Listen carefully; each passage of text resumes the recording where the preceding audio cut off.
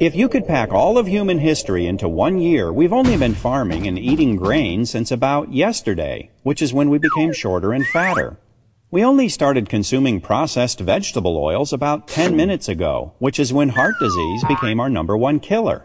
So after examining all this human history, the experts came to the obvious conclusion. We need to eat a lot more of these. And so they convinced us that human health depends on foods we didn't eat for more than 99% of our entire existence. How did this happen?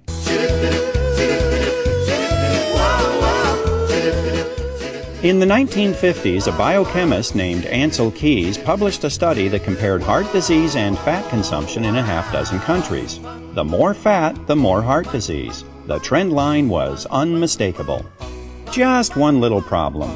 Keys left out countries where people eat a lot of fat but have very little heart disease, like Holland and Norway. He also left out countries where people don't eat much fat but do have a lot of heart disease, like Chile. In fact, Keys had reliable data from 22 countries, and the results were all over the place. But you can't make a big splash in the scientific community with a trend line that looks like this. So Keys did what any dedicated researcher would do. He threw out the data that didn't fit and published his results.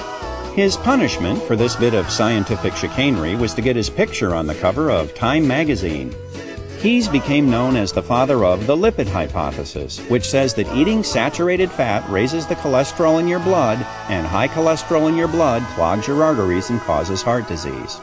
The hypothesis that when you eat high fat, that produces high cholesterol, and the cholesterol produces heart disease, is wrong in every one of those links. This whole idea that dietary fat causes cholesterol problems is sort of a myth. The whole idea that cholesterol problems lead to heart disease is a myth. The theory is completely and totally wrong.